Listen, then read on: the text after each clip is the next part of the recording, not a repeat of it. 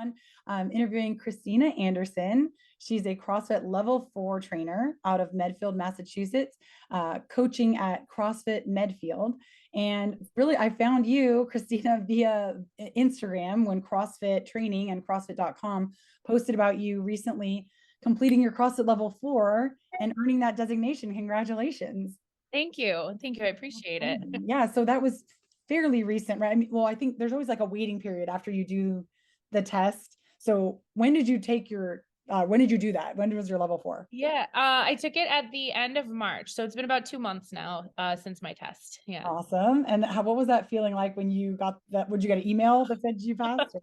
Yeah. Yeah, I remember that, they said that it would be like 2 weeks or so. And I got the results like very quickly. It was like, I think it was less than 1 week. And I just remember thinking like, oh my God, it was so bad. They didn't even need time to think about it. Like, Oh, it's just like, but then it was like, congratulations. And yeah, it was very, very exciting. that is so cool. I feel like it's like, like back to opening college acceptance letters or something like that. You're Yes, just like, yeah, did I get exactly. in? Well, that's so exciting. I'm very inspired. I'm a CrossFit Level 3 trainer. I have not yet had a chance to take the Level 4, but once it went live, I was very excited that Yeah. that opportunity would be out there. So huge congratulations. And I think, the circuit that this is going out with affiliate owners, that's understood far and wide in terms of like what that ranking means. We've talked with a lot of affiliate owners how it doesn't necessarily make you a better coach in the eyes of like the coaching community. They're just like, well, what does that mean? But in CrossFit, we realize like what it requires to get there. You know what I mean? Like the people that put in the time and the effort and the practice are the only ones that earn that. So I'm not saying there isn't someone out there that couldn't, but did they put themselves through that? And it's a really rigorous process, not just studying for the Level 3, but then preparing for the Level 4. So I think if anyone is considering this and they're like, well, what's it worth outside of CrossFit? It's really important that you challenge yourself and like reach for those new barriers. Like, what was it about it for you that made you want to be a Level 4? I think that and I know we're going to, get into this. I just have a really, really passionate and deep why as far as why I coach. And, in a nutshell, I really want to speak to the, less fit individual. I want to appeal to people who wouldn't normally try CrossFit. And so I really felt like in order to really spread my message and make sure that I could reach as many people as possible, I needed to become one of the best. And I wanted to put myself in a situation where I was going to have the opportunity to help other coaches to grow too, so that more people could experience CrossFit really. So I think it just, I just knew that I had to get to that level. It was just important to me to be able to affect more people. And I think just, I've heard the analogy before where it's like, you can pass med school, but like some doctors are not very fun to to talk to, right? And it's like this is our opportunity to take everything we put into the Level 3 and like say like, but now I can apply it and I can run a good class. So I just think it's a good, reassurance that I'm doing okay. Oh yeah, you're doing more than okay. Well, I want to dig into some of the things that I was really impressed by in your Instagram page, where I kind of started stalking you after CrossFit posted about you, was really like what you said, is about making CrossFit accessible to anyone, even the people that don't consider themselves fit people. Because I think that happens across other training methods as well beyond CrossFit, where people think, oh, I couldn't ever do a you name it, because I don't look the part. And we get that a lot with CrossFit. I can't do CrossFit until I get in shape. And that's all different bodies and all different types of demographics. But I was really curious about what you see as some of the misperceptions people have when they think CrossFit, and if they are in that, I don't consider myself fit. So how do they see CrossFit? Yeah, I think that I just think it's, comparison. I think that, all of us, regardless of, what kind of shape that you're in or, what your body looks like, I think that everyone struggles with body image. I think, in society, we're kind of told that bodies should look a certain way. And, we all kind of look at the elite athletes that they portray in CrossFit and see their biceps or their abs or their, quad muscles, and just like whatever it is that appeals to you, we all kind of look at, really, we're looking at other people's bodies and we're saying like, oh, I really wish that I could look like that, or I could never look like that, or, oh, I could never work out that hard. And I think that, at least for me and my perspective, I just was always afraid to be around people like that. Cause I just thought, I like, as much as I assumed that people who are that fit would judge me, I'm just as guilty of judging them in assuming that they, wouldn't want to give me the time of day, So I think that when the coach is portrayed as these, you know, incredibly fit individuals, and that comes with like, a certain body aesthetic, it can just be really intimidating for somebody who thinks less of themselves and their body for whatever reason.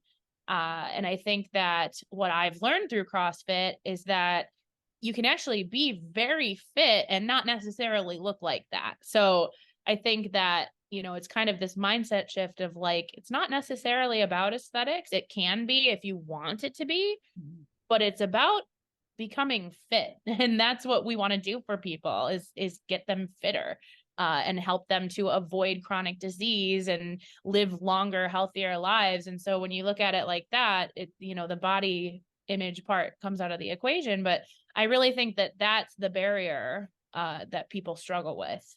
I think that's a good point. And like you said, when we say it's about making people fit, like we go back to the level one and like, what does that mean? Right? What is their work capacity like? And Right. luckily they're starting out, whether they look the part or not, because we used to always tease about the bodies that would come in. And I think it was Adrian Bosman that we used to call them the display model only because Yeah. they would look the part, but then they'd fall apart as soon as we got to the workout of the day. Yeah. And granted, they've gone through an hour of the squat group and an hour of the pressing group. And by the time we get to the workout, they've got nothing, but they've got the body look. Now, in Right. someone else where they might not have the typical look, but like, what is their work capacity? Show me the data. What can they do? Yeah. And not to discount health markers, obviously, that is another piece of it, but that is another whole gamut where someone that can look a certain way, you'd be like, oh, they must have awesome health markers because maybe they appear really lean. Let's go off of that, right? They have mass, they have muscle mass, and they look lean. But what is their blood pressure, right? What's their resting heart rate? It actually doesn't tell the whole story, just the looks. And I think that is an important thing to remember. So when we're saying like we want them to be fit, show us your work capacity across broad time and modal domains. So it's pretty cool that you're able to circle back. But I think that can be hard to get across. If someone's just scrolling through an Instagram of a gym, they maybe might want to try. So there's the bodies. And you mentioned the CrossFit games, the fittest of the fit. But I don't know about you. I drop into a lot of CrossFit gyms and just your everyday, mom of two has got six-pack abs, Yeah. jacked arms, and is like, oh my gosh, like I every place I drop into, it's the everyday folk are just as fit looking and can be intimidating. And then beyond that, what do you think about like just a cursory glance of movements in CrossFit? Can that be another place that can be a stumbling block for a newer athlete? Yeah, absolutely. And I think, you know, we say it so much. I see it all over CrossFit, that everything is infinitely scalable and we can, meet you where you're at. But I think it's still just there's just this thing that needs to happen within somebody where they're going to accept that and be like, okay, like maybe I can't do a muscle up, but I will do that ring muscle up transition. And I think that, you know, in order to make that accessible to people and like something that they'd want to do, I think that it has to do with the way that we deliver it as coaches, So I think that, when I'm coaching, I'm very careful about my language. So like if you're going to be coaching a muscle up and you stand up in front of the class and you say like, okay, who doesn't have a pull up? And it's like the whole room is like, there's of course people who are like, not me, I have a pull up. But then there's the people who maybe are working towards that and, they automatically feel less than, or like they're going to get separated in some way. And so I think that, as much as we have it figured out, as far as like, there's so many scaling options out there and there's so many different ways that we can help anybody at any level, but we have to really be careful of how we're delivering that information. So something like that I use pretty much every time is, instead of picking the people out, I'll say, if you're working towards the capacity for a strict pull-up, I need you to go grab a box. And so therefore they're going to go and grab a box, and I'm going to walk them through some type of toe assisted variety of a pull-up. I'm just sending them off to get the equipment that they need. I haven't pulled them out and singled them out in any way. It's just like, if this is you, please go grab a box, if you are working towards the capacity of a muscle up, but you have a pull up, I need you to go grab a band. So then it's like, okay, I have a plan for kind of every different level in my class. And when I deliver that information, it's not going to be in a way that's like, you can't do that, you're over there. Right. Yeah, I don't think we always realize, many of us, I think, get in some of these scales are so automatic, right? So then and when we're always trying to put as much in the hour as we can, right? And so we get in these habits of, I'm going to get right to the scale, and hey, if you don't have your pull-ups yet, everybody go grab a X. And even just that wording, and I'm not saying that every single thing we do needs to be overly carefully padded in comfort so that no one is ever feeling, but what we do have to think about is like, how is our language more negatively focused than positively focused? And I have a close friend of mine, she's a coach and she's an affiliate owner, and she is adamantly against the word can't. If she hears can't in the gym, then I think that, it's a teasing, like a burpee penalty or whatever they've got going on, because she just doesn't want the wording. If you don't have a skill yet, it's not I can't. And so she works with people on how language changes, and that is going to make the difference for you in the long run, even if you don't ever get, a 200-pound snatch or whatever you're saying you can't do. But the difference in closing the gap on any skill is really going to be how you frame it to yourself. Because as soon as you say those words, right, you believe it. And as soon as someone says, if you guys can't do pull-ups yet, it is like, okay, I can't do them. I don't know. It seems minor, maybe for a lot of people. But I think it's a really important shift for the coach in creating opportunities for their athletes, rather than designating the yeses and the nos, the cans and the can'ts, the haves and the have-nots.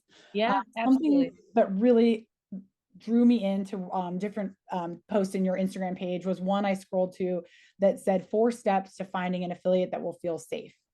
I thought that was really cool. I was actually going to just share screen really quick and kind of flash it up just so, let's see if anyone ever wants to check this out. And essentially what you're saying is it's a step-by-step guide to follow if you're looking for an affiliate to feel safe, regardless of where you're at. And so in this guide, this is what I think people should consider as affiliate owners, and therefore maybe make adjustments accordingly. Even posting this, right? Look at your social. How do you speak to people that are interested in coming into your gym? And then what's it like once they come in, right? The hardest part is walking in the door, acknowledging that for someone. And then this is great. Keep trying. Don't give up if the one you find is not the one for you. I think that really kind of nails it for me, is that sometimes that one that someone goes to is a miss. And how many of us have heard, coworkers, friends of friends, even friends of family or family that are like, well, I tried CrossFit and now never again. It's like, oh Right. gosh, that if they would have maybe tried one more, they'd be telling you a whole different story right now. Exactly. Yeah, exactly. I think that I saw this comparison earlier today by a coach that I work with. And he just said, I dream of this world where CrossFit is like Starbucks. And it's like, what he means by that is that I think a lot of affiliate owners kind of think there's just so much competition out there, right? Like there's just so many gyms around nowadays. Well, there's also so many Starbucks, right? And like, but when you walk into Starbucks, like, we all have like our favorite location, and like they all kind of have their own like little bit of a flair. Either the decor or like, just the people that are there. But like if you have a bad experience at Starbucks, you don't hate Starbucks, You like don't we go stop to the going. You don't one down delete the the street. app. Yeah, exactly. So it's like, I think that, if we could get more people to understand that CrossFit is like that, and it doesn't mean that like gyms are, bad in any way, but some gyms just may not fit with like what you're looking for. And I think that gym owners need to be confident enough to be able to look at somebody and say, you know what? I'm not sure that our community is right for you, but you know what? The gym about 10 minutes down the road, I think you would love it there, and if we could, really understand what like the different vibes are at the competition around us, not looking at as competition, but as like a community, being able to help each other to help more people do CrossFit. Because I think that's That's the the goal. goal, right? I think we want the most people that we possibly can to do CrossFit is the goal. So I think, yeah, just that understanding of like, they're all going to have different vibes. Yeah, that's a really good point. And I think if anyone's, we're going to dig into this a little bit more, but if anyone's kind of wondering like why they may or may not be getting certain body types, certain demographics, certain anything, it very well could be the vibe you're putting out. You don't even realize that you're Yeah. excluding. And I think there's little things that gyms are doing that they might be doing to save time, just out of habit. And they don't realize that these things may be creating an image that is actually askew from what's really happening inside the box. So simple things like using one of your coaches to do all of the demoing, and that's the fittest person in the room. And it's very intimidating, or it's always a guy, or it's always a 20-year-old, or it's always a right. Yeah. And like, keep these things in mind. It's always a, certain certain prototype. Also, if you tend to use like stock imagery, fit imagery, I feel like that can be very off-putting. And you're like, well, I just did it because it looked nice. It was curated already for me. The lighting was good. I'm not a photographer. Like, I get the whys behind it. But what you lose is that draw in, that the people you actually want in your gym are not getting hooked by it, right? So it's almost like you're trying to hook them, you're using the wrong, bait to get them. When we're thinking about one of the things that you say a lot in your posts are that all bodies can be fit bodies. And Mhm. I think a coach, an owner, needs to wholeheartedly feel and believe that. Yeah. And in terms of that, what do you think about this? Is kind of relays into my question really, or asking you to talk about, which is this idea of coaching with empathy. Mm. And I think that's one of those things that maybe is harder to teach and much more a part of who someone is. I don't want to lose all hope for some coaches, but that can be, as an owner, if you're looking at your staff, a really good topic of the month if you do coaches training about what it means to shift this perception of, how we talk to, how we address all bodies, and how do we bring empathy into the equation when we're coaching. And I don't know if you want to draw on anything else about that, but Yeah. I mean, I think that, at the end of the day, I know that I am a minority as far as coaches go, because not many coaches that I have met have experienced being unhealthy to the degree that I have. And that's like, it's a broad statement. There's definitely like, there are coaches out there. I've definitely seen some stories about other people who have, lost 100 pounds and became a coach. But it's not as common as I wish it was. So I think that there's a lot of coaches out there who, not by any fault of their own, they just literally don't know what it's like to struggle with their weight and their health. They just don't know. They're passionate about being healthy and they've worked hard in order to achieve that and to live a healthy lifestyle, but they've never known what it's like to be on the other side of it. yeah, And so, if you haven't had that experience, it's really hard to do that. However, it's all about having conversations, I think.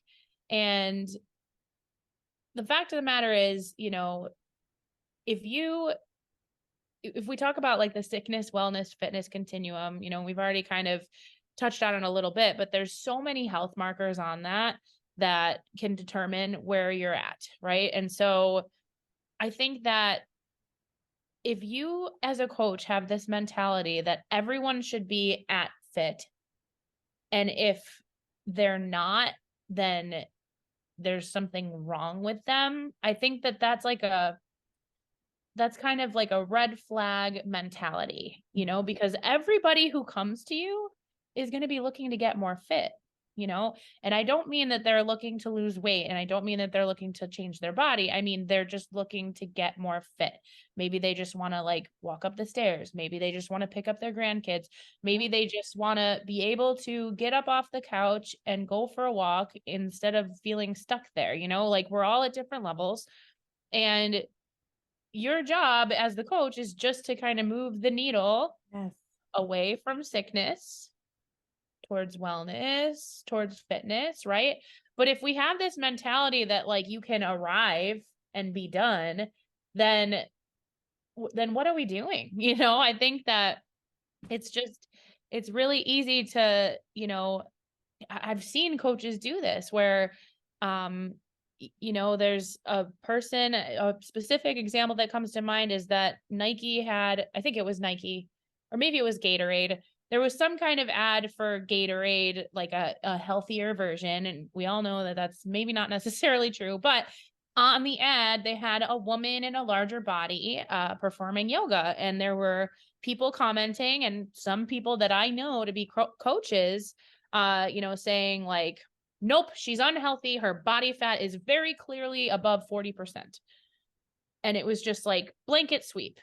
And I think that if as a coach, like we can't understand that there's like a lot of layers to, that woman's life experience that are way more, detailed than just her body fat percentage. Yeah. I think that it's just we have to learn to ask questions, and I don't mean like, why is your body fat percentage so high? I just mean like, tell me about fitness for you and tell me about your goals. And you know what? It might end up being, tell me about what your childhood was like. Tell me about what eating meals was like when you were growing up. You're going to find out a lot of things about people.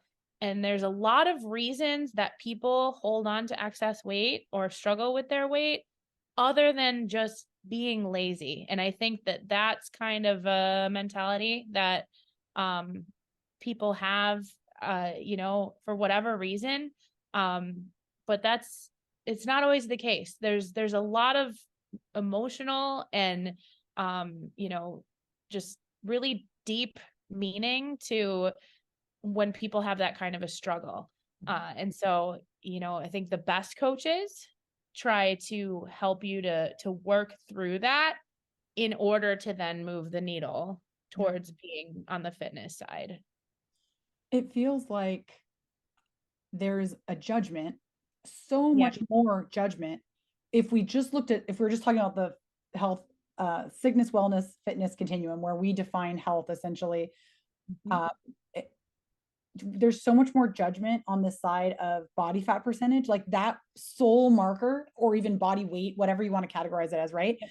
I'd say BMI, but that's so askew these days too, like that marker creates so much more than if we were just looking at like, blood pressure or resting heart rate. You know, Yeah. we would be like, we'd give so much more leeway to someone that has a leaner look and a ridiculously high resting heart rate, and so much less judgment, and just be like, maybe you're stressed. All good. And you'd work on it, obviously, to the degree that they can. But the judgment, or you'd be like, you know what? Maybe this is just you. You have a little bit of a higher resting heart rate than someone that we would want in this category. So you're not exactly fit in that marker, but everything else is checking out. Whereas we aren't willing to say that with body fat percentage. Yeah. And with bone density, we're like, oh, this is interesting. I guess maybe that's just part of your body, that your bone density just isn't as high. And it's almost like we think, oh, well, those things are out of their control, but body fat percentage is 100% within your control. And I don't think that's a fair line to draw. And I Yeah. know people might want to come at me for that, but there are so many more things at play, right? I have a close friend of mine, and she's, by the looks of her, a fit person, but her resting heart rate, whenever it's time to test it, is through the roof, to the point where they'd give her medication. Yeah. And she's like, I don't want medication. They're like, well, you need it.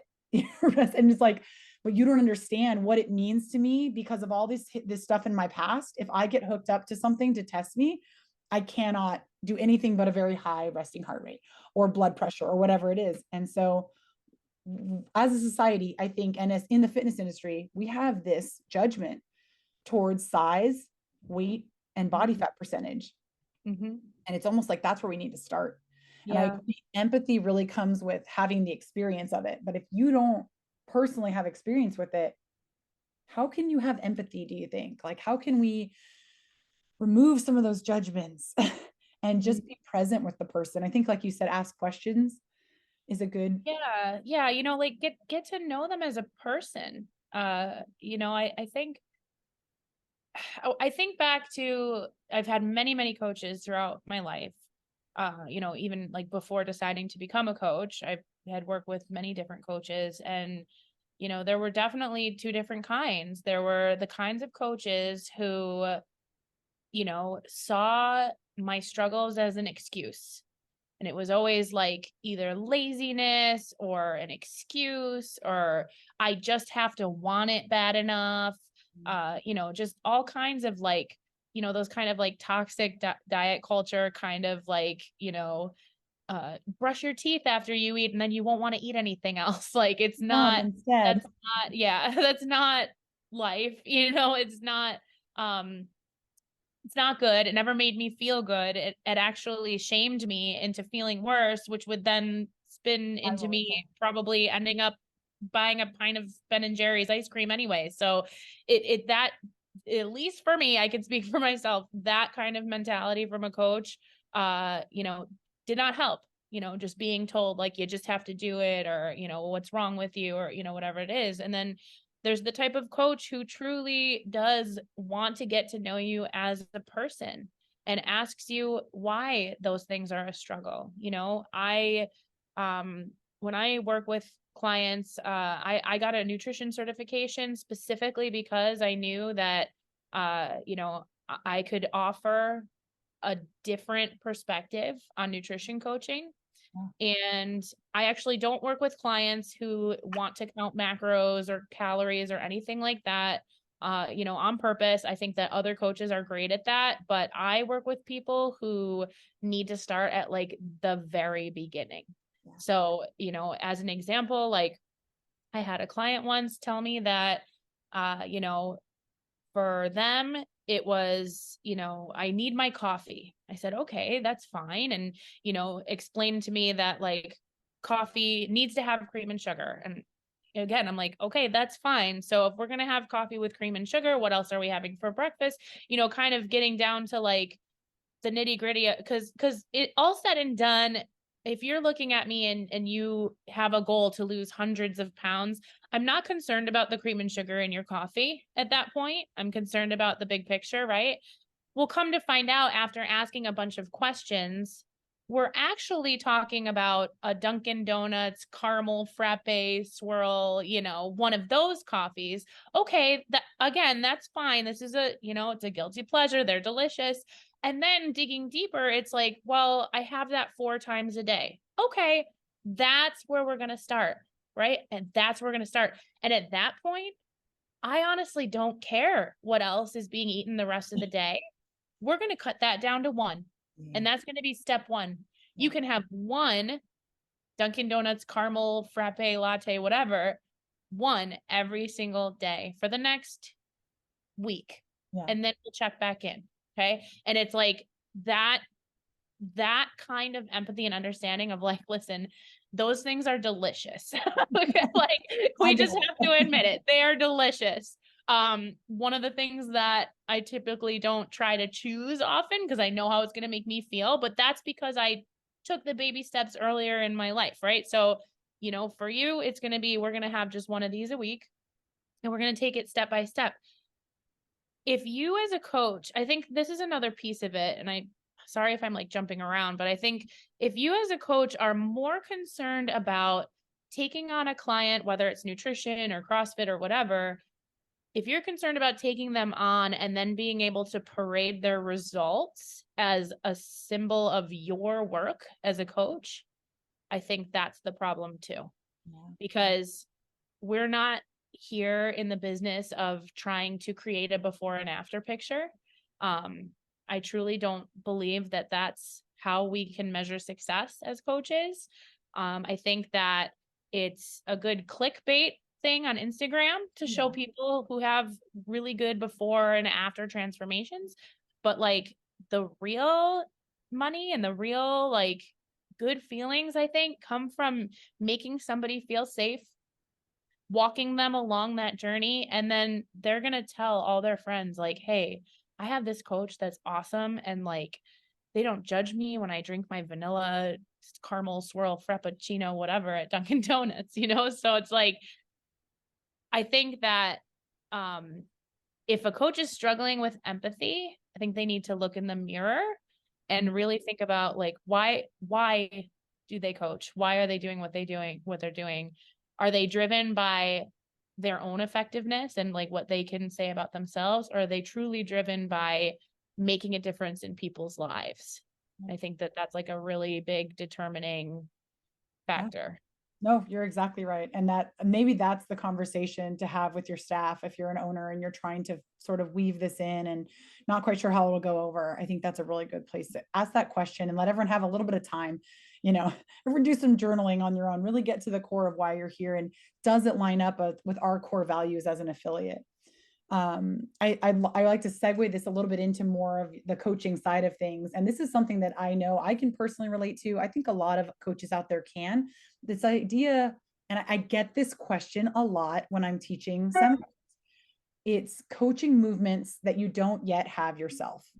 Mhm. Can someone, this is the pull on hand up at the seminar, can someone coach a movement that they can't yet do? And you know, when they usually ask it is either during the pull up or the muscle up group.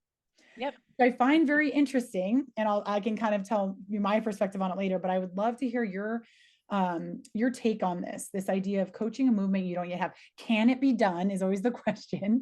Is that allowed? Is that, and then almost like the how do you go about it? But I'd love to hear your perspective on that. Yeah, absolutely. Well, the answer is yes. Yes, you can. And I know that there's a lot of coaches out there in the social media world that feel very strongly that that's not the case.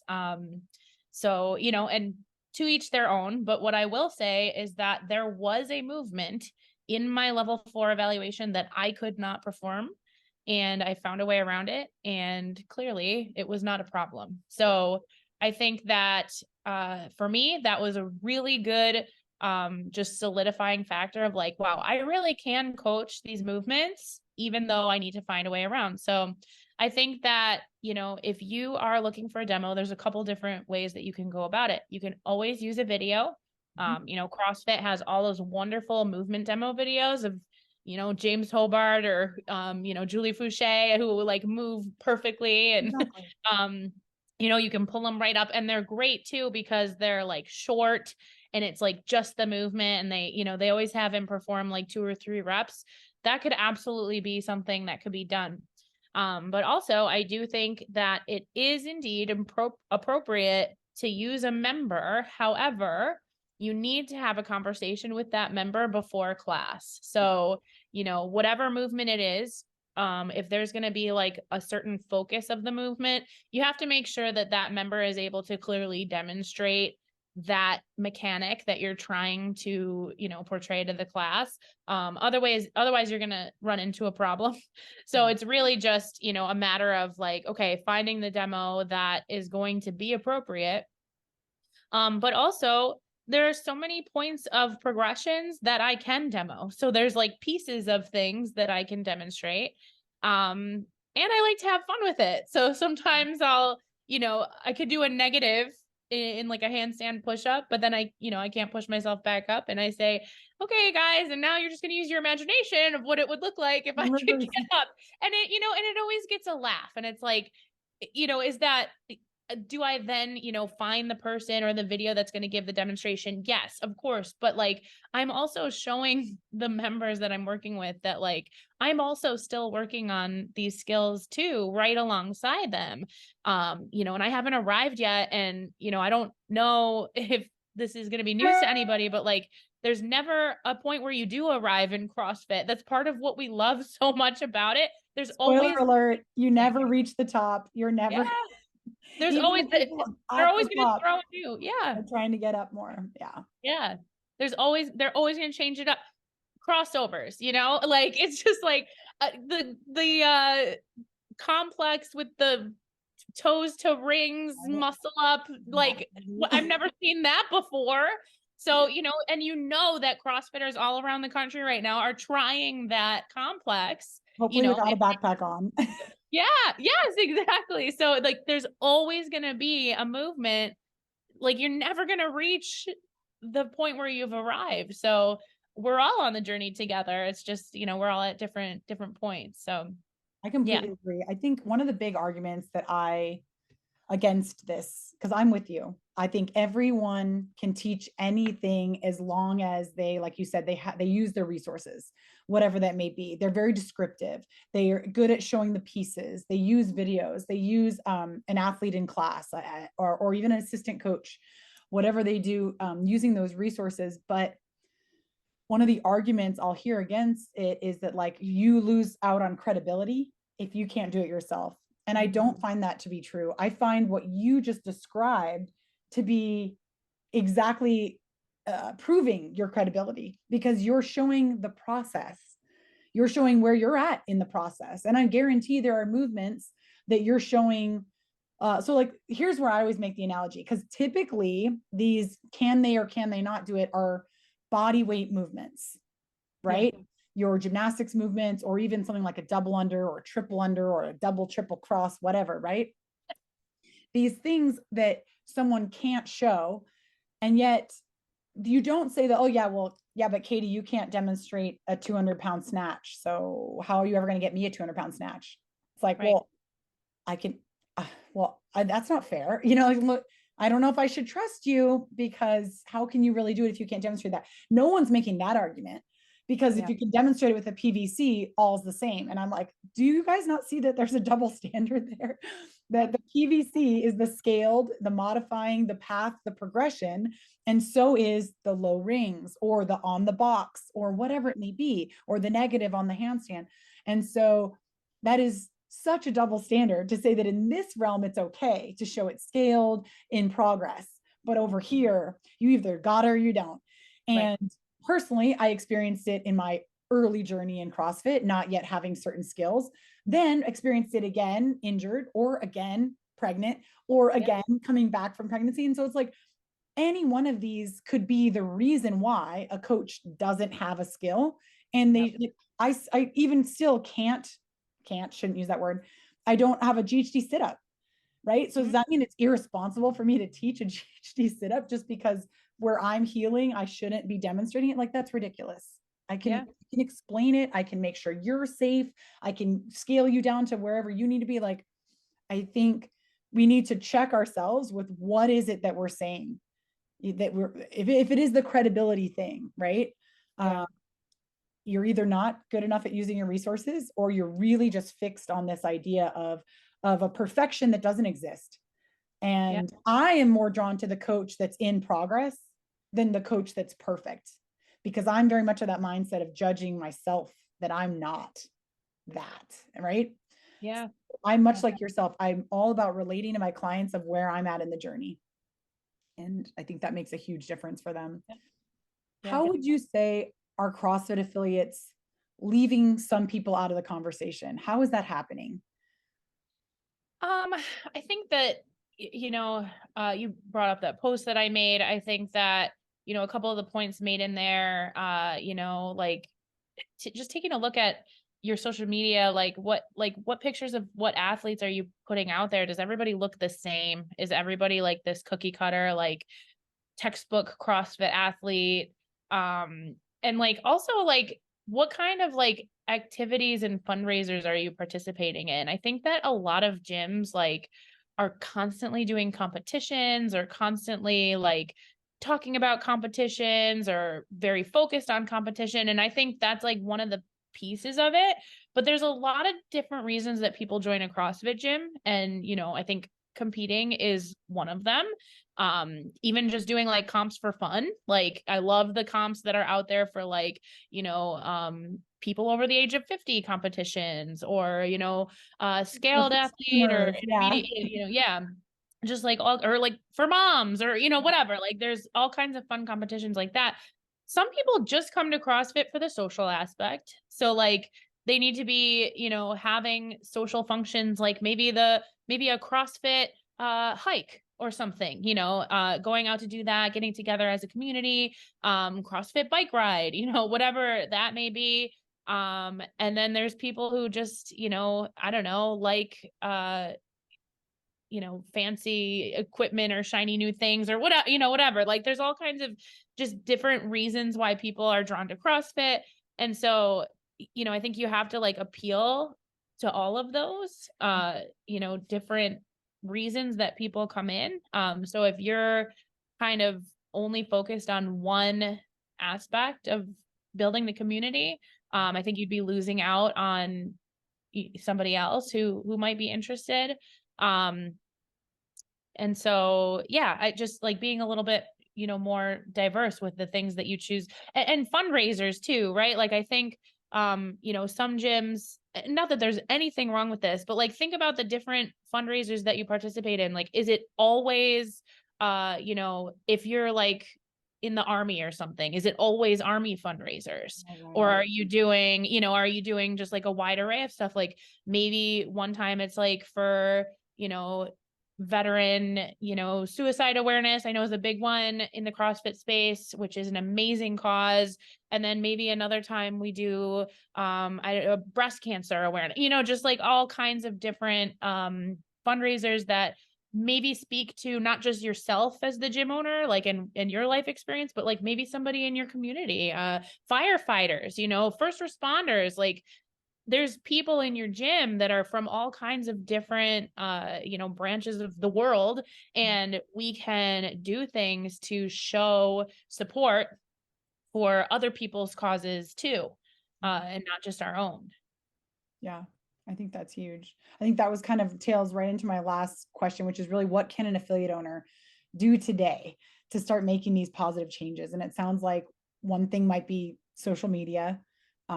Maybe look at your event calendar for the year, right? I don't know if you have any other ideas of like how to start changing that conversation today, small changes that lead to hopefully larger shifts. I think that something that comes to mind, and this I can't take credit, I've heard this on the Best Hour of Their Day podcast, which is a great podcast. So if you don't listen to that, I recommend that one.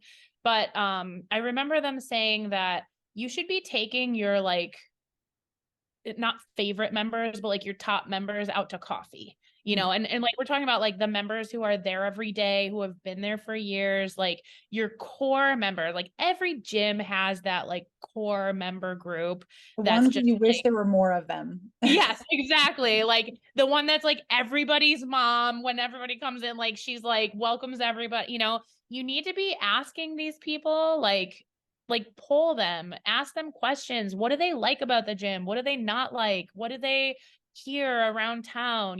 Like how can it be improved? And like same with anybody new that comes in, like maybe after a month, like just check in with them and say like, how has your experience been? But like not through like a survey, like I just feel like people don't want to fill that out.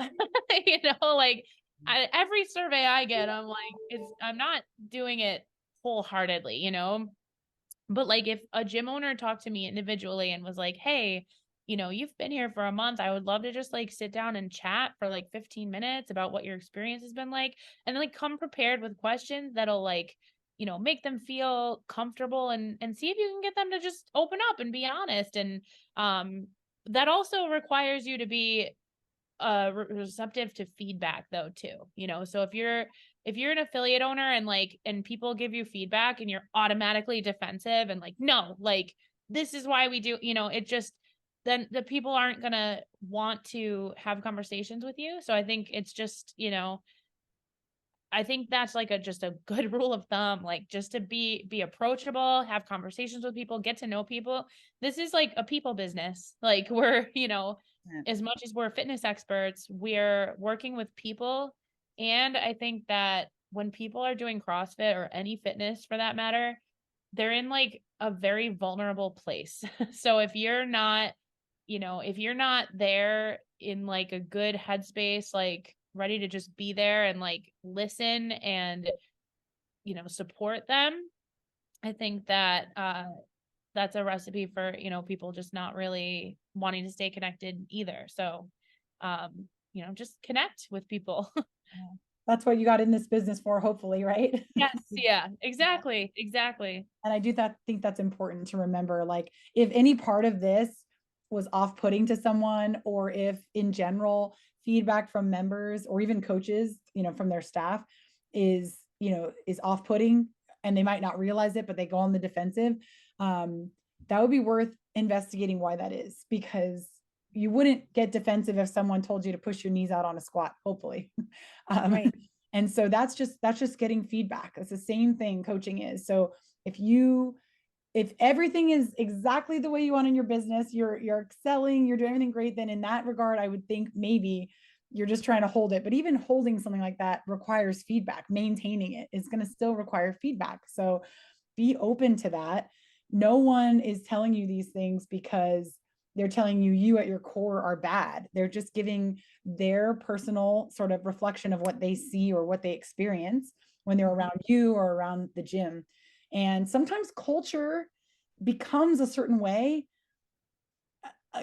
without anything the owner has done, so you don't have to take that as a personal attack, that you made it so that now these people are left out of the conversation, or you made it a certain way, how dare you. You don't have to take that on as a personal attack, but rather a challenge of something that you can take control of and start to shift. And it may take some time, just like Yeah. getting the knees out on the squat may. But Yeah. right, like, I think that's where we have to be able to let our own guard down and understand that this, while your gym does feel like a very core part of you, it does not mean you are, against a certain group of people or anything like that. But cultures are strange the way they kind of create and evolve over time. And so at any one point you can flip the script on that. Yeah. And really hope, or really thank you for helping us with that. um, Yeah, of course. I think you've given us a lot of good things to think about. I really appreciate your perspective. Let's see, where can people reach you? Do you mind if we direct them to your Instagram? Yeah, absolutely. Absolutely. Coach underscore Cristina Anderson, but only one A in the Cristina Anderson part that throws people. I'll Um, tag you on anything that I post with this, of course. yeah, yeah, absolutely. And yeah, and my email is coach.ChristinaAnderson, same way at gmail.com. So I'd be happy to, Just one A. yes, with just one A and no H. It's like very complicated. Oh yeah, the Christina CR. Got it. Yes. And no asking her to give you any secret tips on the level 4. She's sworn to secrecy. Yes. That Well, I Christina, can't help thank you with, so but much for your time. Really appreciate you kind of really starting this conversation for us. And hopefully some people will get something out of that. So thank you very yeah, much. thank you. All right.